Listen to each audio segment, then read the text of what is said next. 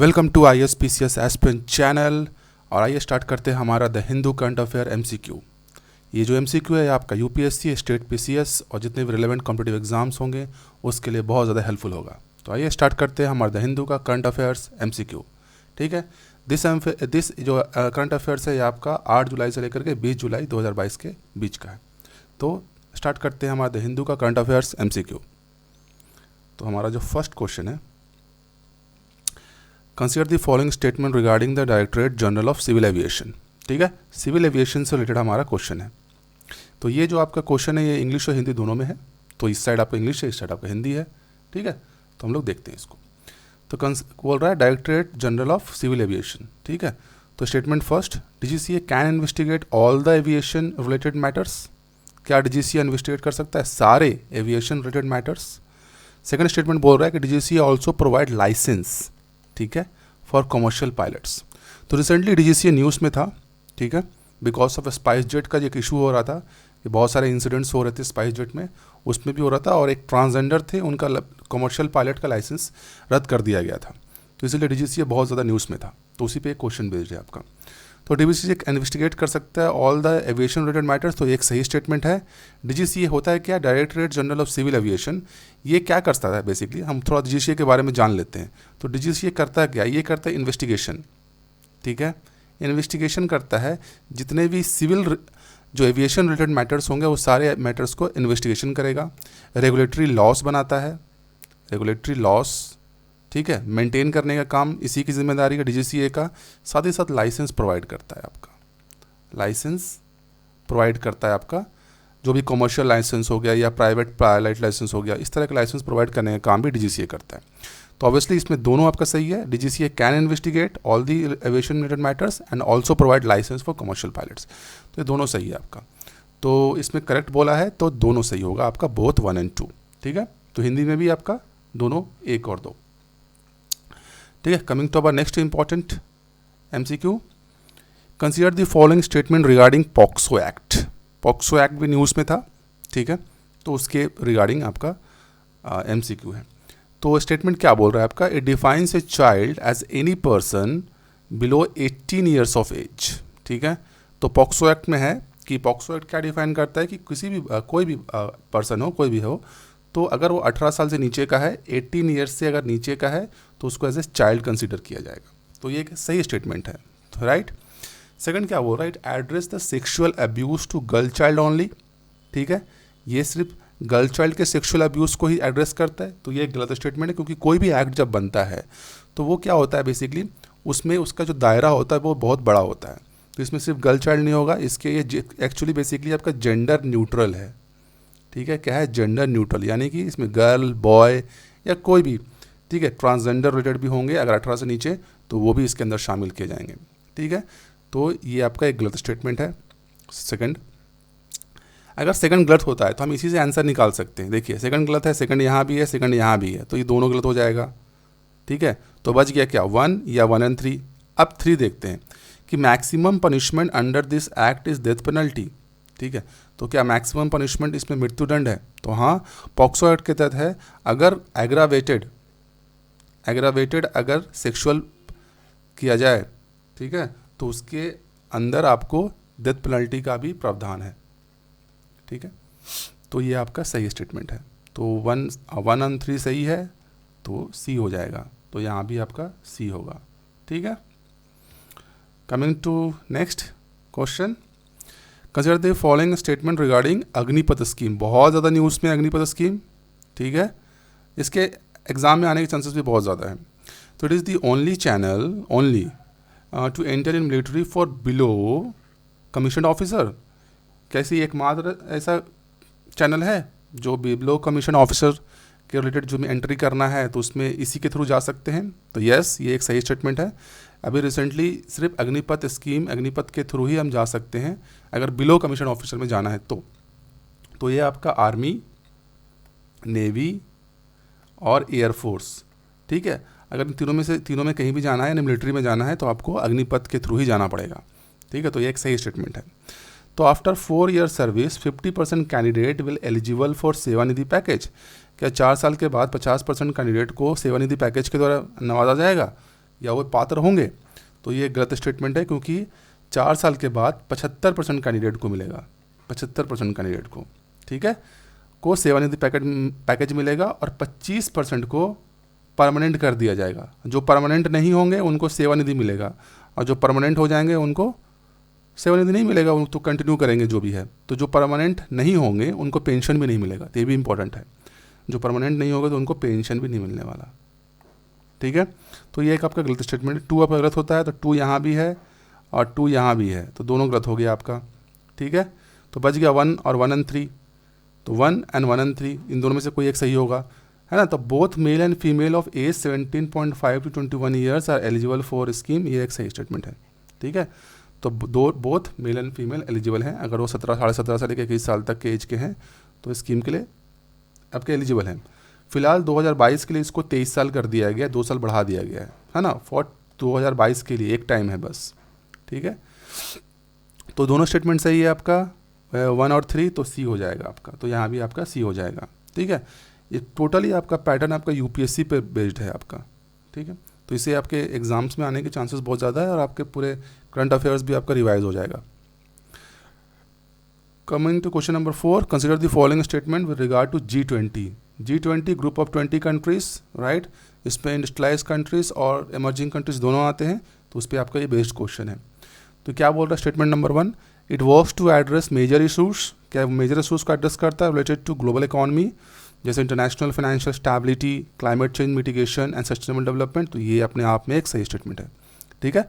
ये G20 का काम ही है इस तरह के जो मेजर इश्यूज़ होते हैं जो कि ग्लोबल लेवल पे हैं, जैसे क्लाइमेट चेंज हो गया, सस्टेनेबल डेवलपमेंट हो गया, फाइनेंशियल स्टेबिलिटी हो गया, तो उसके रिगार्डिंग आपका काम करता है बेसिकली। तो पहला स्टेटमेंट सही है।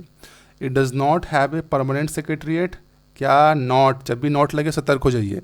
Does not have a permanent secretariat, तो ये भी एक सही स्टेटमेंट है कि इसका कोई परमानेंट सेक्रेटेरिएट नहीं है G20 का, ठीक है। तो continuity and statement number 3, continuity and consistency of a group agenda done by a system name troika, ठीक है। ये जो G20 का कोई परमानेंट सेक्रेटरी तो है नहीं, ठीक है। तो उसमें ग्रुप एजेंडा कौन तय करता है, उसका कंटिन्यूटी कौन तय करता है, कंसिस्टेंसी कौन तय करेगा। तो एक सिस्टम बनाया गया है जिसका नाम है ट्रोका। उस ट्रोका का मतलब क्या होता है बेसिकली ये जान लेते हैं। ट्रोका का मतलब होता है इस तरह का, मैं मान लेता हूँ ये कि ट्रोका है, ये हो गया आपका करंट, जिसके पास प्रेसिडेंसी होगा G20 का करंट प्रेसिडेंसी जिसके पास भी होगा। फिलहाल इंडोनेशिया के पास है, ठीक है, G20 का प्रेसिडेंसी मान लेते, ये इंडोनेशिया है अभी, ठीक है, इंडोनेशिया के पास अभी फिलहाल है G20 का प्रेसिडेंसी, ठीक है। और ये हो गया करंट, ये होता है पास्ट और ये होता है फ्यूचर, ठीक है, करंट, पास्ट, फ्यूचर। तो पास्ट किसके पास था, तो पास्ट था आपका इटली के पास, ठीक है। और फ्यूचर किसके पास होने वाला है, फ्यूचर होने वाला है इंडिया के पास, है ना। तो ये होता है इसका ट्रोका। ट्रोका का मतलब क्या होता है कि जिसके पास करंट है वो क्या करेगा, यानी करंट जिसके पास प्रेसिडेंसी है वो पास्ट के साथ मिल करके और फ्यूचर के साथ मिल करके काम करेगा, ठीक है। तो इसी को बोलते हैं हम लोग troika. This whole system is called troika, ठीक है। और इसी कारण यहाँ पे परमानेंट सेक्रेटरीट नहीं है। तो जिसके पास भी आपका करंट प्रेसिडेंसी होगा वो इस सिस्टम के तहत ग्रुप एजेंडा तय करेगा, अटेंडेंस तय करेगा, कंटिन्यूटी तय करेगा, कंसिस्टेंसी तय करेगा, ठीक है। तो दिस इज कॉल्ड ट्रोका। तो हमको समझ में आ गया, third is right and second is also right and first is also right. So therefore the answer is C 1, 2 and 3। सो यहाँ भी C हो जाएगा 1, 2 and 3, ठीक है।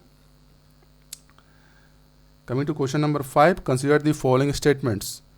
क्वाड बहुत ज़्यादा न्यूज़ में चलता रहता है हमेशा। Quad is a strategic security dialogue among India, China, USA and Australia.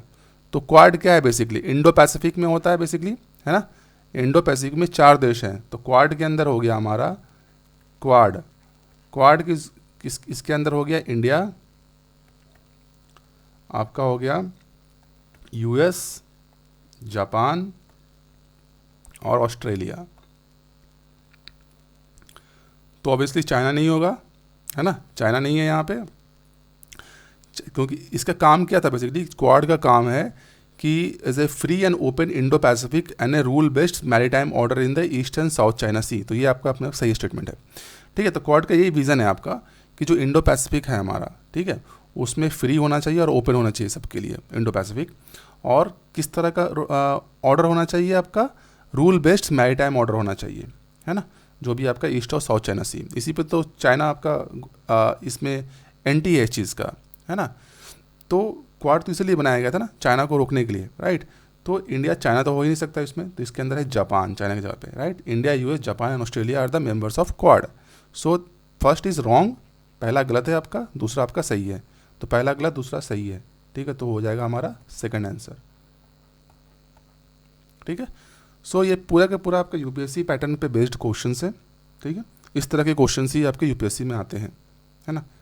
और इससे आपका यूपीएससी का आपको क्वेश्चन अटेम्प्ट करने का भी, है ना, एक आइडिया हो जाएगा और आप इजीली आप यूपीएससी भी क्रैक कर पाएंगे। Consider the following statements.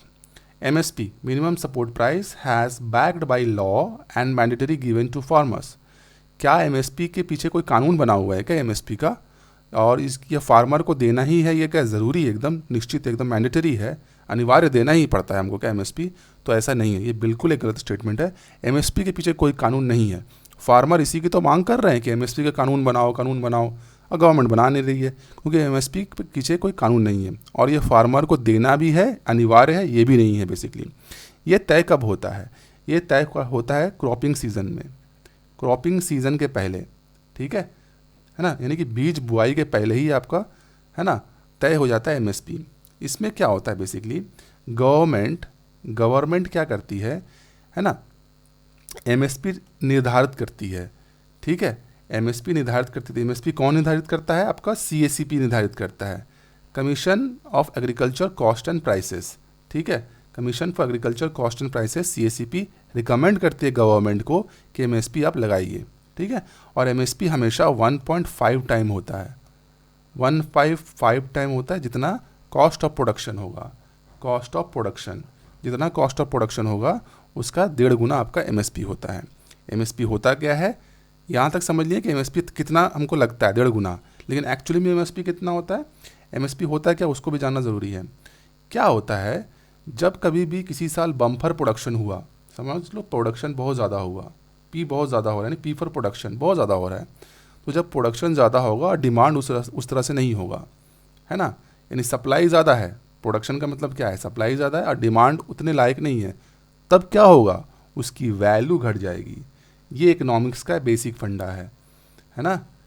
Supply ज़्यादा, डिमांड कम, तो ऑब्वियसली उसकी वैल्यू डिक्रीज़ होने लग जाती है। जब वैल्यू डिक्रीज़ हो जाएगी, राइट, या डिक्रीज़ हो रही होगी, तो वो क्या होगा, मार्केट, जो अगर मार्केट प्राइस है उससे नीचे आने लगेगी, है ना। यानी कि आपका जो फार्मर जितना उसमें कॉस्ट लगाया है उसको उपजाने के लिए, है ना, तो अब उससे उसको कम में मिल रहा है उसको, ठीक है। लेकिन फार्मर को तो बेचना ही पड़ता है, क्योंकि जो कमोडिटी होता है, जो फार्मर प्रोड्यूस करता है, वो बेसिकली आपका पेरिशेबल होता है। पेरिशेबल कमोडिटी का मतलब होता है कि वो ख़राब हो जाएंगे कुछ दिनों के बाद, ठीक है। उसका जो लाइफ साइकिल है, या उसका जो ख़राब होने की दर बहुत जल्दी होती है, ठीक है, ज़्यादा देर तक वो टिकता नहीं है, तो उनको तो बेचना पड़ेगा। तो वो क्या करते हैं, मार्केट रेट से नीचे भी बेच देते हैं वो चीज़ को, ठीक है, लॉस में भी बेचते हैं। तब गवर्नमेंट इंटरफेयर करती है, गवर्नमेंट यहाँ पे इंटरफेयर करेगी, ठीक है। गवर्नमेंट इंटरफेयर करेगी और बोलेगी फार्मर्स को कि आप इससे नीचे में मत बेचिए, इससे नीचे में हम खरीद लेंगे, है ना। तो वो खरीदती है आपका food corporation of India. Food corporation of India वहाँ से आपको एमएसपी में खरीद लेती है, और एमएसपी हमने पहले ही पढ़ लिया कि 1.5 टाइम्स होता है। इससे क्या हो गया, फार्मर को उसका पैसा भी मिल गया और गवर्नमेंट को है ना, प्राइसेस को दाम भी उसने फिक्स कर लिया वहाँ पे, ठीक है। अब ये फूड कॉर्पोरेशन इंडिया क्या करती है, गवर्नमेंट से जो भी फार्मर से उसने खरीदा है, इसी को बीपीएल में इसको सेल करती है ना, जिसको हम लोग बोलते हैं पीडीएस, पब्लिक डिस्ट्रीब्यूशन सिस्टम में। बीपीएल को जो 2 रुपये 3 रुपये आपको चावल राइस मिलता है, वही फूड कॉर्पोरेशन इंडिया फार्मर से खरीद करके यहाँ पे देती है, ठीक है। तो ये हमने समझ लिया एमएसपी के पीछे का स्टोरी। तो एमएसपी इसके पीछे कोई लॉ नहीं है, ये गवर्नमेंट नोटिफाई करती है ना, अगर सीएसीपी उसको रिकमेंड करे तो, ठीक है। तो वही बोल रहा है कि MSP is fixed by the recommendation of commission of agriculture cost and prices, इसी को बोल दिया गया हमको, है ना, सीएसीपी, ठीक है। तो ये एक सही स्टेटमेंट है सेकंड वाला। थर्ड बोल रहा है कि wheat and sugarcane are also come under MSP। ठीक है, क्या वीट एंड शुगर केन भी MSP के अंदर आता है क्या? वीट आता है आपका MSP के अंदर। हर क्रॉपिंग सीजन के पहले हमको वीट का यानी कि गेहूं का MSP तय करना पड़ता है, लेकिन शुगर केन नहीं आता। शुगर केन आता है आपका FRP। ठीक है, ये भी इंपॉर्टेंट है आपका कि शुगर केन आता है आपका FRP में, जिसको बोलते हैं फिक्स्ड, है ना, rate price, fixed retail price, fixed retail price जिसको बोलते हैं। इसमें क्या होता है आपका फिक्स्ड है, मतलब कहने का मतलब है जो शुगर केन जो वाले फार्मर हैं, यानी गन्ना उत्पादक जो वाले फार्मर्स होते हैं, किसान होते हैं, उनको क्या होता है, मिल ओनर क्या होता है, गन्ना खरीदता है ना, तो उनको 15 दिन के अंदर उनको भुगतान करना पड़ता है ना, शुगर केन का जो उन्होंने खरीदा होता है। अब ये हो सकता है वो इंस्टॉलमेंट में भुगतान करे, पर 15 दिन के अंदर ही उनको भुगतान करना पड़ेगा। ठीक है, तो उसको बोलते हैं हम लोग फिक्स्ड रिटेल प्राइस। तो शुगर केन आपका फिक्स्ड रिटेल प्राइस में आता है और वीट आपका MSP में आता है। तो थर्ड इज रॉन्ग। तो when is third is wrong, तो this one is wrong, this one is wrong, और वन इज ऑल्सो रॉन्ग, तो ये भी रॉन्ग हो गया। तो बच गया हमारा सेकंड सिर्फ। ठीक है, तो यहाँ भी केवल 2 होगा। Coming to question number 7, sorry, with reference to North Atlantic Treaty Organisation, NATO के बारे में है, न्यूज़ में हमेशा आता है बेसिकली, है ना। यूक्रेन और रशिया का जो युद्ध चल रहा है उसमें नाटो का इंटरफेरेंस आपने देख लिया होगा, न्यूज़ में रहता है, तो उसी पे बेस पे आपका क्वेश्चन है। तो it is a military organisation which protect each other against an enemy country. क्या ये एक मिलिट्री ऑर्गेनाइजेशन है जो प्रोटेक्ट करता है each other against an enemy country? तो ये अपने आप में एक सही स्टेटमेंट है। नाटो जो होता है, नाटो, ठीक है, इसके अंदर अभी लगभग 30 कंट्री है, 30 कंट्रीज हैं। ठीक है, और अभी स्वीडन और फिनलैंड भी इसके अंदर आने वाले हैं, है ना। नाटो के अंदर आने वाले कौन है? Sweden and Finland. ठीक है, स्वीडन एंड फिनलैंड आने वाले हैं। टर्की, अगर टर्की ने इस पर सहमति दे दिया है, ठीक है, तो ठीक है, हम नाटो के बारे में जान लेते। इसके अंदर लगभग 30 कंट्रीज़ है। इसको क्या बोलता है, अगर कोई एनिमी कंट्री है, कोई अगर एनिमी कंट्री है, ठीक है, अगर वो किसी नाटो के किसी एक देश पे अटैक कर देता है, सपोज नाटो किसी देश पे अटैक कर दिया, तो ये नाटो की जिम्मेदारी है, ये सारे देशों की जिम्मेदारी है कि इसको डिफेंड करना है। इसको डिफेंड करने की जिम्मेदारी इन सब की है। ठीक है, इन सब की जिम्मेदारी है। तो वो क्या करेगा, ये सब मिलकर के इस पर अटैक करेंगे या डिफेंड करेंगे, है ना, राइट। ये है नाटो आपका। तो ये एक मिलिट्री ऑर्गेनाइजेशन है जो प्रोटेक्ट करता है each other against enemy country. तो ये पहला स्टेटमेंट आपका सही है। It establish after March of World War 2, ठीक है, and check the perceived threats posed by the Soviet Union. क्या ये वर्ल्ड वॉर 2 के बाद बना था, द्वितीय विश्व युद्ध के बाद बना था, और किसको देख के बना था? सोवियत यूनियन के, है ना, के द्वारा उत्पन्न कथित खतरों के कारण। ऐसा माना जा रहा था कि सोवियत यूनियन से खतरा है, इसलिए नाटो का गठन किया गया था क्या, वर्ल्ड वॉर 2 के बाद। तो ये भी आपका एक सही स्टेटमेंट है। ठीक है, दोनों आपका सही स्टेटमेंट है, बोथ 1 और 2 होगा फिर। तो इसमें भी आपका दोनों, 1 और 2 दोनों होगा। ठीक है, coming to question number 8, with reference to good and service tax, GST हमेशा न्यूज़ में रहता है, GST। ठीक है, ये सारे न्यूज़ में बहुत इंपॉर्टेंट हम लोग जो कर रहे हैं, कवर कर रहे हैं, जो बहुत ज़्यादा इंपॉर्टेंट है। इसके एग्जाम में आने के चांसेस बहुत ज़्यादा होता है, क्योंकि ये हमेशा न्यूज़ में रहता है। ठीक है, और UPSC इस तरह का ही क्वेश्चन फ्रेम करता है जो कि आपका न्यूज़ में रहता है हमेशा, और उसी में से वो क्वेश्चन फ्रेम करेगा आपका हमेशा। इसलिए ये जो सेशन है हमारा, जो एनालिसिस चल रहा है इसका MCQ का, ये बहुत ज़्यादा इंपॉर्टेंट है। With reference to good and service tax consider the following statement. पहला क्या बोलता है, क्या एक डायरेक्ट टैक्स है which is submitted along with income tax? क्या GST आपका डायरेक्ट टैक्स है? GST कभी हमको GST जमा करना पड़ता है क्या? कभी हमने सुना है ऐसा? GST कभी जमा नहीं करना पड़ता, GST लग जाता है। ठीक है, जब भी आप कुछ लेते हो, सपोज होटल में आपने खाना खाया, आपका GST इंक्लूड हो जाता है। That's why it is A indirect tax, it is not direct tax, it is indirect tax. ठीक है, ये आपका इनडायरेक्ट टैक्स है, तो ये आपका गलत हो जाएगा। This is not direct, this is indirect tax. ये लगता कहाँ पे? डेस्टिनेशन बेस्ड टैक्स है ना, सोर्स भी नहीं है, डेस्टिनेशन बेस्ड टैक्स है ये आपका। ठीक है, नेक्स्ट क्वेश्चन क्या है? तो ये पहला आपका क्या है, गलत हो गया, फर्स्ट इज रॉन्ग। सेकंड क्या बोलता है, electricity and alcoholic products are out of the preview of the GST, है ना। क्या है, इलेक्ट्रिसिटी और अल्कोहलिक प्रोडक्ट GST के बाहर हैं क्या? तो ये अपने आप में एक सही स्टेटमेंट है। ठीक है, जो भी इलेक्ट्रिसिटी या एल्कोहलिक प्रोडक्ट्स होते हैं वो जीएसटी के बाहर रखा गया है ना। इस पर अलग से वैट लगता है, सरकार के अधीन होते हैं और सरकार इस पर अपने हिसाब से टैक्स लगाती है, ठीक है। तो ये अपने एक सही स्टेटमेंट है आपका। Home minister is the chairman of the GST council. GST का जो टैक्स लगाती है यानी स्लैब लगाती है वो जीएसटी काउंसिल लगाती है। तो क्या गृह मंत्रालय उसका चेयरमैन है, गृह मंत्री? ये गलत स्टेटमेंट है अपने आप में। ये है अपने कौन, फाइनेंस मिनिस्टर, ठीक है। कौन है हमारे, ये गलत है यहाँ पे, ये हो जाएंगे फाइनेंस मिनिस्टर, ठीक है। तो हमारे वर्तमान फाइनेंस मिनिस्टर कौन है अभी, तो वह है श्रीमती निर्मला सीतारमन, ठीक है। तो third is wrong, one is wrong, तो वन इज रॉन्ग। सिर्फ एक आंसर से भी, सपोज आपको पहला ही खाली आता था, उससे भी आप आंसर निकाल सकते हो। This is the beauty of आपका ऑप्शन एलिमिनेशन। आपको पहला गलत है, पहला यहाँ भी गलत है, पहला यहाँ भी गलत है, पहला यहाँ भी गलत है, डायरेक्ट आपका आंसर मिल जाएगा सेकंड, ठीक है।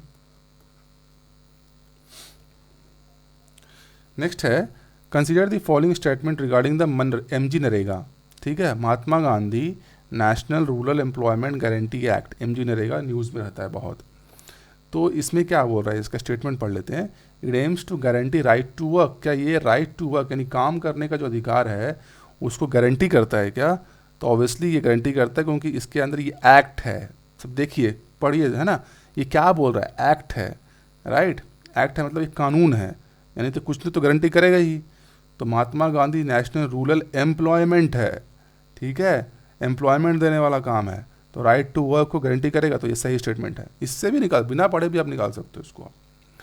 It provides 1 year work with, अब सपोज 1 आपका सही है, तो 1 आपका सही है तो ये तीनों सही हो सकता है, ये तो गलत हो गया, ठीक है। ये तीनों सही हो सकता है, प्रोबेबिलिटी है ना, लेकिन पहला का सही होता था। सेकंड पढ़ लेते हैं हम लोग।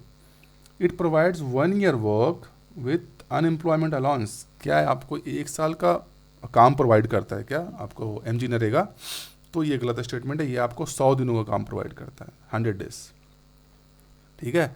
एक नहीं होगा यहाँ पे, 100 डेज का काम प्रोवाइड करता है। और अगर 15 दिन के अंदर काम नहीं मिलता है आपको, 15 डेज के अंदर काम नहीं मिलता है, तो आपको अनएम्प्लॉयमेंट अलाउंस प्रोवाइड करेगा आपको, ठीक है। तो ये आपका एक गलत स्टेटमेंट है। तो जब 2 गलत हो गया तो ये भी गलत हो गया और ये भी गलत हो गया, तो आपका आंसर तो यही बन गया आपका, है ना। तो it implemented mainly by the state governments, तो ये गलत स्टेटमेंट है। ये आपको इम्प्लीमेंट होता है ग्राम पंचायत के द्वारा, या ग्राम सभा भी बोल सकते हैं हम उसको, ग्राम पंचायत, ठीक है। ग्राम पंचायत के द्वारा इसको मेनली इम्प्लीमेंट किया जाता है आपका एमजी नरेगा। तो एमजी नरेगा में और क्या है इसमें जानने की बात है, थोड़ा उसको भी जान लेते हैं। एमजी नरेगा हमको पता चल गया कि यहाँ पे 100 दिनों का काम होता है, 15 दिन का आपको अनएम्प्लॉयमेंट अलाउंस मिल जाएगा, ग्राम पंचायत के द्वारा सही किया जाता है, ठीक है। इसमें महिलाओं के लिए वुमेन के लिए 1/3 काम, है ना, रिजर्व्ड है, ठीक है। 1/3 जॉब जो हम बोल लेते हैं वो रिजर्व्ड है महिलाओं के लिए, ये इंपॉर्टेंट है, ठीक है। इसमें जो काम मिलेगा आपको वो बेसिकली अनस्किल्ड वर्क होंगे, ठीक है। अनस्किल्ड वर्क मतलब जैसे आपको पॉन्ड बनाना हो गया, नहर बनाना हो गया जिसको बोल सकते हैं, या फिर रिवर का चौड़ीकरण, है ना, वाइडर करते हैं ना, रिवर को चौड़ीकरण करते हैं, ठीक है। रोड बनाना हो गया, ठीक है। तो इस तरह के जो अनस्किल्ड लेबर वर्क होते हैं, ठीक है, वो आपको Mahatma Gandhi National Rural Employment Guarantee Act के थ्रू आपको राइट टू वर्क देता है। 100 दिनों का वर्क दे रहा है आपको हर साल, है ना। 15 दिन में कि अगर नहीं काम मिलता है तो आपको अनएम्प्लॉयमेंट अलाउंस भी मिलेगा। ग्राम पंचायत इसको इम्प्लीमेंट करता है, ठीक है। तो यहाँ तक आपने इसे कंप्लीट कर लिया, एमजी नरेगा भी हमारा ख़त्म हो गया। Coming to question number 10, recently first rewilding programme, important है हमारा, बहुत इंपॉर्टेंट है। पहला rewilding programme of red panda, ठीक है। तो रेड पांडा अपने आप में एक एंडेंजर्ड स्पीसीज है, एंडेंजर्ड स्पीसीज, ठीक है। ये भी जानने की ज़रूरत है कि रेड पांडा है क्या एक्चुअली, ये अपने आप में एक एंडेंजर्ड स्पीसीज है। तो पहला रीवाइल्डिंग प्रोग्राम बनाया हुआ अभी from Padmaja Naidu Himalayan geological park, Padmaja Naidu Himalayan geological park to Singalila national park, ठीक है। पहली बार ऐसा रीवाइल्डिंग प्रोग्राम हुआ जिसमें पद्माजा नायडू हिमालयन जूलॉजिकल पार्क से सिंगलीला नेशनल पार्क में रेड पांडा को भेजा गया। ठीक है, रेड पांडा जो हमारा एंडेंजर स्पीसीज है। तो पूछा रहा है, क्वेश्चन क्या पूछता है कि सिंगलीला नेशनल पार्क है ना, जो कि प्रोटेक्टेड एरिया है, हाईएस्ट प्रोटेक्टेड एरिया है, तो किस राज्य का है, यानी सिंगलीला नेशनल पार्क किस राज्य में पड़ता है। ठीक है, और वहाँ का वो हाईएस्ट प्रोटेक्टेड एरिया है। ठीक है, तो सिंगलीला नेशनल पार्क पड़ता है हमारा वेस्ट बंगाल। ठीक है, ये वेस्ट बंगाल का सबसे ऊंचा यानी हाईएस्ट प्रोटेक्टेड एरिया है आपका Singalila national park. So that's why it is also very very important, क्योंकि यहाँ पे पहली बार रीवाइल्डिंग प्रोग्राम किया गया रेड पांडा का।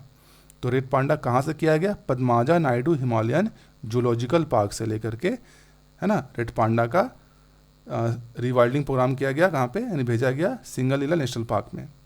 तो सिंगलीला नेशनल पार्क कहाँ पड़ता है, West Bengal. Consider the following statement regarding FATF, है ना, फाइनेंशियल एक्शन टास्क फोर्स। ठीक है, फाइनेंशियल एक्शन टास्क फोर्स बहुत ज़्यादा इंपॉर्टेंट है। It is founded on the initiative of G20 to combat the money laundering. Yes, financial action task force money laundering के लिए तो है, मनी लॉन्ड्रिंग की कॉम्बैट करने के लिए तो ठीक है, लेकिन ये G20 ना होकर के यहाँ पे होगा G7। ठीक है, ग्रुप ऑफ 7 कंट्रीज़ की इनिशिएटिव था बेसिकली आपका FATF, financial action task force, जो कि मनी लॉन्ड्रिंग को कॉम्बैट करने के लिए है। तो पहला स्टेटमेंट हमारा गलत हो जाता है यहाँ पे, है ना, बिकॉज ऑफ G20 वहाँ पे लिखा था, वहाँ पे G7 होगा। करेंटली यानी कि अभी वर्तमान में Iran and North Korea are on the FATF black list. ठीक है, FATF का 2 लिस्ट निकलता है, एक ब्लैक लिस्ट और ग्रे लिस्ट। ठीक है, तो जैसे पाकिस्तान ग्रे लिस्ट में है, तो FATF के ब्लैक लिस्ट में भी ईरान और नॉर्थ कोरिया है, तो ये अपने आप में एक सही स्टेटमेंट है। This is the right statement. So when 2 is right and 1 is wrong, तो हो जाएगा ऑप्शन नंबर बी। तो यहाँ भी बी। ठीक है, ऊपर में छूट गया था क्या, पश्चिम बंगाल भी होगा, है ना, यहाँ भी छूट गया क्या हमारा। ठीक, कंसिडर द फॉलोइंग पेयर्स। ठीक है, इस बार इस तरह के यूपीएससी आपका ऑप्शन में दे रहा है, इस तरह का आपका पैटर्न यूज़ किया है यूपीएससी ने। ठीक है, तो बहुत ही करंट पैटर्न पे है। कंसिडर द फॉलोइंग पेयर्स, तो बोल रहा है डैम का और रिवर का पेयर बना रहा है यहाँ पे।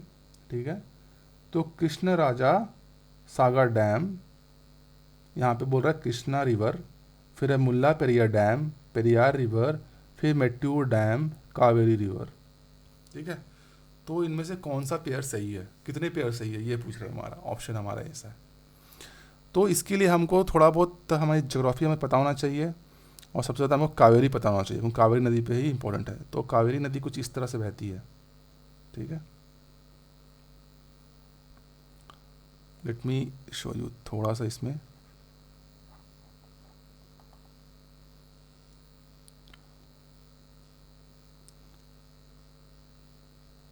ऐसे बहती है कावेरी नदी आपका, और ये जो पार्ट है आपका, ये पार्ट, ठीक है, ये पार्ट हो गया हमारा कर्नाटका।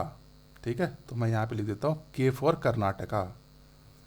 और नीचे का जो पार्ट हो गया, दिस पार्ट, ये हो गया तमिलनाडु, T फॉर तमिलनाडु, है ना। तो आपको पूरा का पूरा कावेरी बेसिन पता होना चाहिए कि कावेरी बेसिन में क्या है नहीं है। मैं यहाँ पे शॉर्ट पे कर दे रहा हूँ। तो यहाँ पे आपका हो गया, ठीक है, कृष्ण राजा सागर डैम। ठीक है, ये जो आपको कृष्ण राजा सागर डैम है, ये यहाँ पर है। ठीक है, यहाँ पर है आपका। और आपका जो मेट्टूर डैम है, मेट्टूर डैम, ये आपका तमिलनाडु में पड़ता है यहाँ पर। ठीक है, तो यहाँ पे हो गया मेट्टूर डैम और यहाँ पे हो गया कृष्ण राजा सागर डैम। तो पहला तो गलत हो गया, ठीक है, क्योंकि ये कावेरी रिवर पे है, दिस इज कावेरी रिवर।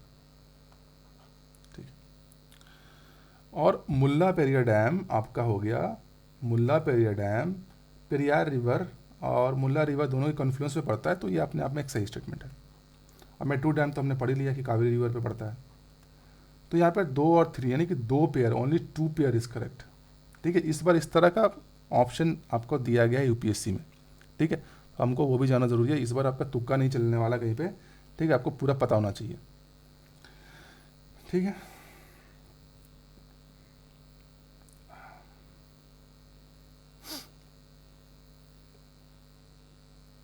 तो यहाँ पे हो गया केवल 2 जोड़ी।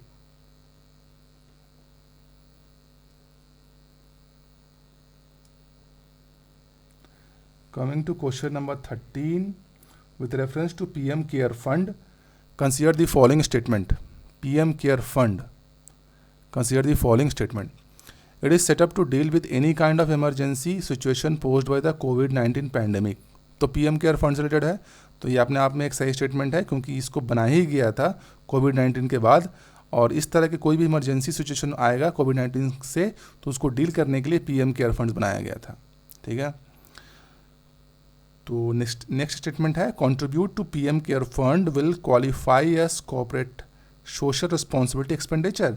क्या अगर आप PM केयर फंड में अगर आप इन्वेस्ट करते हो, यानी इसमें अगर आप पैसा जमा करते हो, तो आपका CSR जो होता है, कॉर्पोरेट सोशल रिस्पॉन्सिबिलिटी, उसके लिए क्वालिफाई हो जाते हो. तो ये सही बात है ना.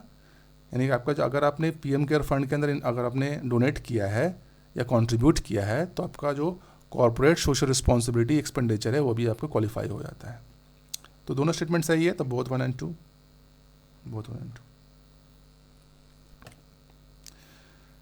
Question number 14, consider the following statement. There are more than 4 crore cases pending in the lower court of India, of which 25% cases have been pending over 5 years. तो रिसेंटली न्यूज़ में था, बेसिकली इसके ऊपर बहुत बड़ा एक आर्टिकल भी बना हुआ था. उसका ऑलरेडी हमने अपने करंट अफेयर सीरीज़ चलता है जो हमारा डेली न्यूज़ एनालिसिस, उसमें भी हमने इसको कवर किया हुआ है. तो there are more than 4 crore cases pending in lower court of India. क्या लोअर कोर्ट में 4 करोड़ से ज़्यादा केसेस पेंडिंग है, और जिसमें से 25% जो केसेस हैं वो करीब 5 साल से ऊपर के हैं. तो ये अपने आप में एक सही स्टेटमेंट है कि जो निचली अदालत है भारत की, उसमें 4 करोड़ केसेस हैं, और उसमें भी जो 1 करोड़ केसेस यानी लगभग 25% वो 5 साल से ऊपर के हैं, पेंडिंग है.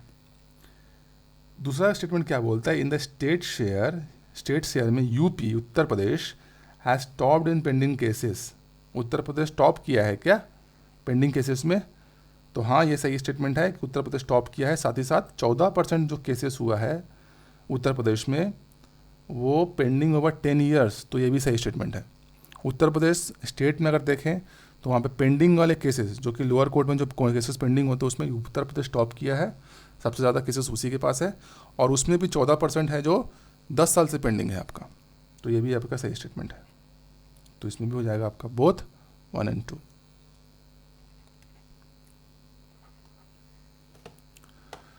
With reference to global gender gap की बात कर रहा है, ग्लोबल जेंडर गैप रिपोर्ट. ठीक है. तो कंसिडर द फॉलोइंग स्टेटमेंट. तो it is published by world bank. क्या ये वर्ल्ड बैंक पब्लिश करती है? तो ये गलत स्टेटमेंट है. ये पब्लिश करती है वर्ल्ड इकोनॉमिक फोरम.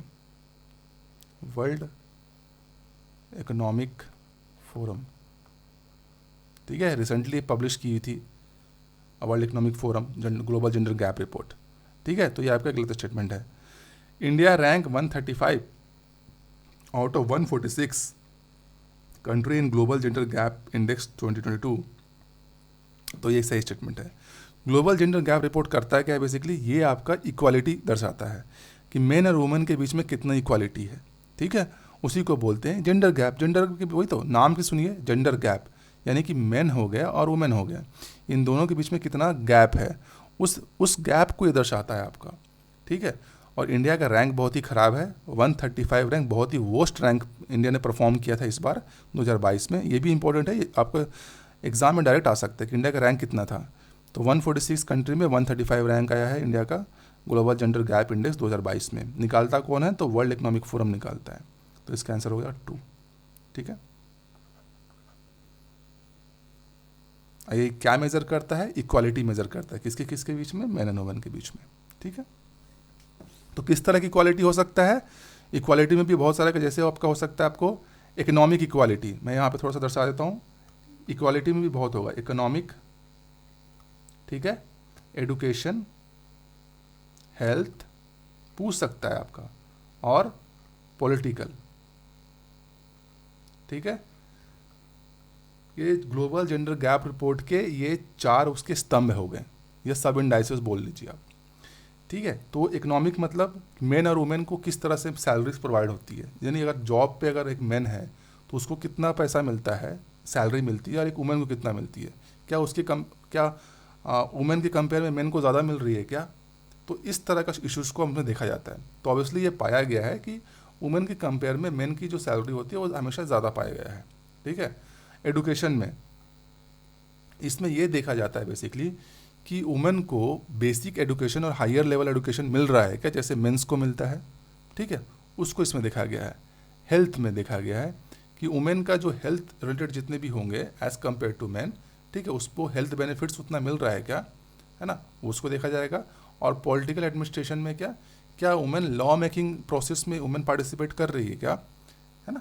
तो ये सारे इश्यूज़ को, ये सारे इंडाइसेस को देखा जाता है। इसी पे एक रिपोर्ट बनाया जाता है, वर्ल्ड इकोनॉमिक फोरम बनाता है आपका, जिसको बोला गया ग्लोबल जेंडर गैप रिपोर्ट। और इसमें इंडिया का रैंक बहुत ही पुअर है, 135 रैंक मारा है 146 कंट्री में। With reference to monkey pox virus, recently news का है पूरा के पूरा, है ना। Consider the following statement, it affect both human and animals. तो यस, ये एक जूनोटिक वायरस है, ये दोनों को अफेक्ट करता है, ह्यूमन को भी अफेक्ट करता है, एनिमल्स को भी अफेक्ट करता है। तो ये एक सही स्टेटमेंट है। It's double standard RNA virus है क्या, तो नहीं, ये आरएनए वायरस नहीं है, ये डीएनए वायरस है। ये भी हमको जानना ज़रूरी है। मंकी पॉक्स वायरस आपका डीएनए वायरस है, और ये किस जीनस से बिलोंग करता है, जीनस अगर एग्जाम में पूछ सकता है तो बोल सकते हैं इसको हम ऑर्थोपॉक्स वायरस बोलते हैं, ऑर्थोपॉक्स वायरस। ठीक है, पॉक्स वायरस ये है जीनस। किस फैमिली से बिलोंग करता है ये भी इंपॉर्टेंट है, तो ये है पॉक्स विरिडे, पॉक्स विरिडे। यहाँ से भी पूछ सकता है आपका कि मंकी पॉक्स वायरस क्या है, तो ऑर्थोपॉक्स वायरस से जीनस है उसका, है ना, और फैमिली है पॉक्स विरिडे। इसका भी कोई क्योर नहीं है, तो नो क्योर, तो अभी कोई क्योर नहीं है इसका मंकी पॉक्स वायरस का, लेकिन 85% हम इसको प्रिवेंट कर सकते हैं स्मॉल पॉक्स वैक्सीन से। ठीक है, स्मॉल पॉक्स जो वैक्सीन होता है, चेचक वाला वैक्सीन, उसको लगाने से आपको, ठीक है, इसमें आपको 85% तक आप इसको रोक सकते हो, इसकी सीवियरिटी को रोक सकते हो, कम कर सकते हो। ठीक है, तो और नेक्स्ट, तो ये आपका गलत हो गया सेकंड। थर्ड क्या बोल रहा है, it first detected in democratic Republic of Congo. तो हाँ, ये सही बात है, कॉन्गो में सबसे पहली बार इसको डिटेक्ट किया गया था। तो 1 and 3 इज़ राइट, तो 1 and 3 इज़ राइट, तो ये हो जाएगा 1 and 3, 1 and 3।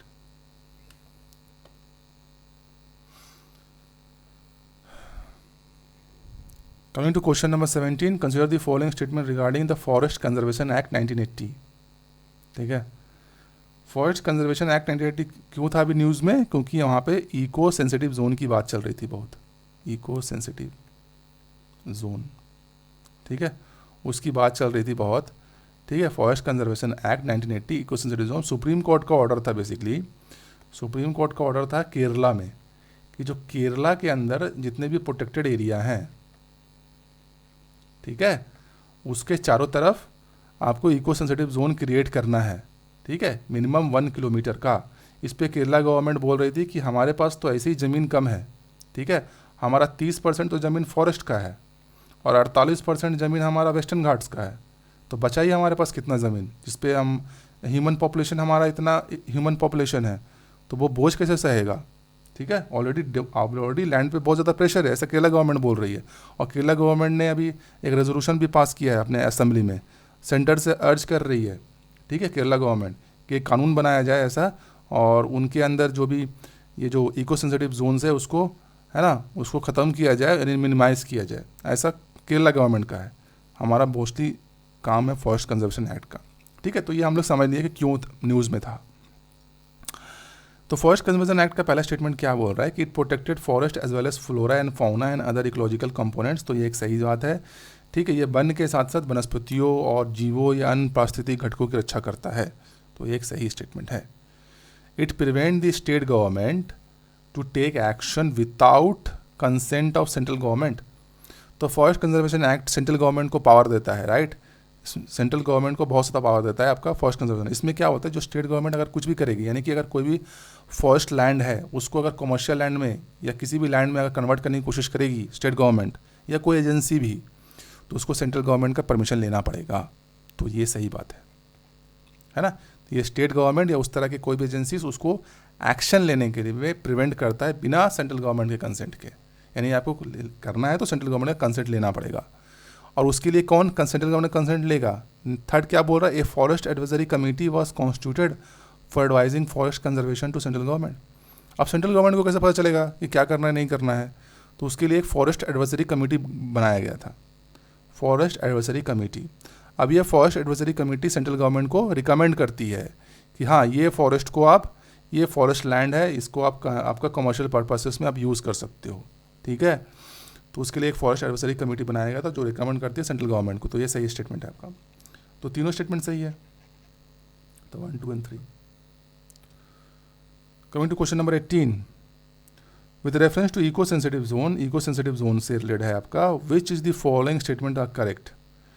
तो eco sensitive zones are the areas that are declared under the wild life protection act 1972। तो ये गलत स्टेटमेंट है, ये आपको इन्वायरमेंट प्रोटेक्शन एक्ट है 1986 के तहत आता है, ठीक है। इन्वायरमेंट प्रोटेक्शन एक्ट है, not wild life protection act, ठीक है।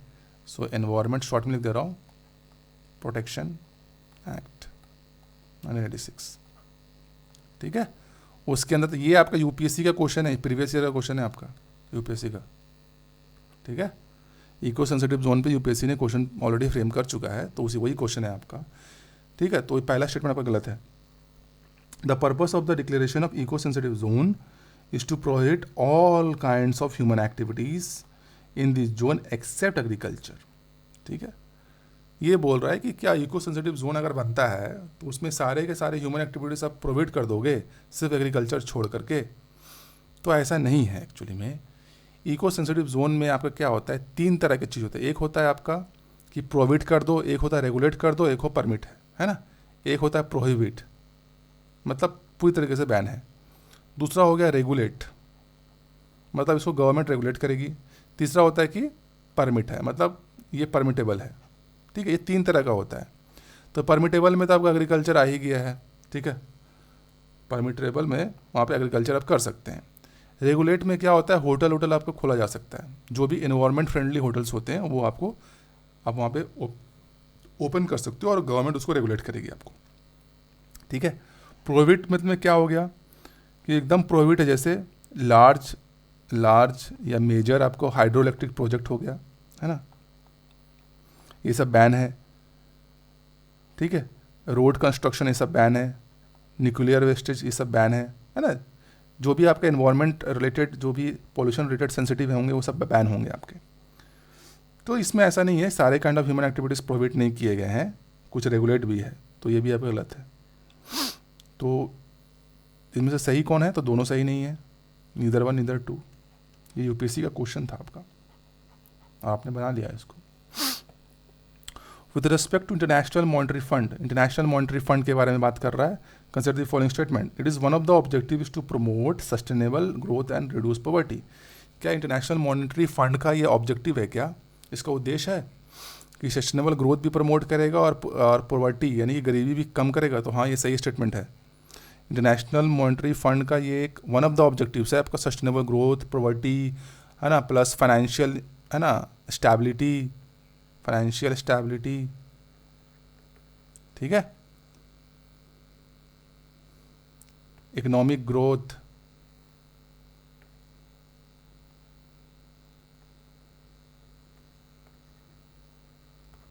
है ना। तो ये सब भी उसके, और पॉवर्टी तो है ही, तो ये आपका सही स्टेटमेंट है। Kristalina Georgieva is the current managing director of international monetary fund. तो ये सही स्टेटमेंट है, इससे आपको एग्जाम में आ भी सकते हैं कि अभी वर्तमान में इंटरनेशनल मॉनेटरी फंड का जो करंट मैनेजिंग डायरेक्टर या चेयरमैन या चेयरवुमैन कौन है? तो क्रिस्टालिना जॉर्जिएवा है, तो ये सही स्टेटमेंट है। कंट्रीज, थर्ड स्टेटमेंट क्या बोल रहा है, countries which are not eligible for membership in the international bank for reconstruction and development unless they were are the member of IMF। तो ये भी आपका स्टेटमेंट सही है आपका। ऐसे कंट्रीज़ को अगर एलिजिबल होना, यानी कि IBRD के अंदर अगर आना है, तो उनको IMF का मेंबर होना पड़ेगा सबसे पहले, यानी इंटरनेशनल मॉनेटरी फंड का मेंबर होने के बाद ही आप international bank for reconstruction development का मेंबरशिप के लिए एलिजिबल होंगे। तो तीनों सही है आपका, तो 1 and 2 and 3, ठीक है। Coming to question number 20, global financial stability report, ये यूपीएससी के 2016 का क्वेश्चन है, ये आपका यूपीएससी में पूछा है डायरेक्ट। तो कौन प्रिपेयर करता है आपका ग्लोबल फाइनेंशियल स्टेबिलिटी रिपोर्ट? तो ये करता है आपका इंटरनेशनल मॉनेटरी फंड। ठीक है, कितना आसान है देखिए। ग्लोबल फाइनेंशियल स्टेबिलिटी रिपोर्ट कौन करता है? इंटरनेशनल मॉनेटरी फंड करता है आपका। तो यहाँ पे हो गया अंतर्राष्ट्रीय मुद्रा कोष, है ना। हमने अभी थोड़ा देर पहले ही पढ़ा है, फाइनेंशियल स्टेबिलिटी पढ़ा था ना ऊपर में, फाइनेंशियल स्टेबिलिटी, राइट। तो उसका रिपोर्ट भी निकालता है वो international monetary fund. Coming to question number 21, consider the following statement regarding Shanghai cooperation organisation, SCO की बात कर रहा है आपका। तो genesis of this SCO are from this Shanghai 5 countries. Shanghai 5 countries तो है, चाइना हो गया, रशिया हो गया, उज्बेकिस्तान हो गया, किर्गिस्तान और तजाकिस्तान। तो संघाई 5 के अंदर कौन कौन आता है? संघाई 5 के अंदर आते हैं चाइना, रशिया, उज्बेकिस्तान नहीं आता है, उज्बेकिस्तान नहीं आता है, उज्बेकिस्तान SCO में आता है, संघाई 5 में नहीं आता है। ठीक है, उज्बेकिस्तान की जगह पे होगा हमको कजाकिस्तान। ठीक है, उज्बेकिस्तान की जगह पे क्या होगा? Kazakhstan, Kyrgyzstan, Tajikistan. उज्बेकिस्तान को जब जोड़ा गया था, ठीक है, तब जा करके SCO बना था। उसके पहले तो संघाई 5 ही थे, है ना, संघाई 5 था। ठीक है, संघाई 5 में आपको China, Russia, Kazakhstan, Kyrgyzstan, Tajikistan है, प्लस जब हम इसको उज्बेकिस्तान कर देते हैं तब बन जाता है हमारा SCO। तो पहला स्टेटमेंट गलत है। India is the member of SCO, obviously India is the member of SCO। 2017 में बना था मेंबर, है ना। पाकिस्तान भी बना था, इंडिया और पाकिस्तान दोनों एक साथ बने थे 2017 में। तीसरा स्टेटमेंट क्या बोला? Varanasi is chosen to be SCO's first tourism and culture capital. क्या वाराणसी को चूज़ किया गया है SCO का पहला टूरिज्म एंड कल्चर कैपिटल, है ना, पर्यटन एवं सांस्कृतिक राजधानी? तो ये सही स्टेटमेंट है। ठीक है, तो 2 और 3 सही है आपका, तो 2 और 3 सही होगा। ठीक है, तो यहाँ पे हमने मोस्ट जो प्रोबेबल क्वेश्चंस थे आपके 8 जुलाई से लेकर के 20 जुलाई के बीच में, जिसके एग्ज़ाम में आने के चांसेस बहुत बहुत बहुत ज़्यादा है। ठीक है, ये आएंगे, इसी पैटर्न पे एग्जाम में क्वेश्चंस आएंगे आपको। ठीक है, UPSC के अंदर या फिर स्टेट पब्लिक सर्विस कमीशन में। तो ये बहुत ज़्यादा रिलेवेंट है, इसको आप, है ना, गो थ्रू कीजिए, है ना, बार बार, है ना।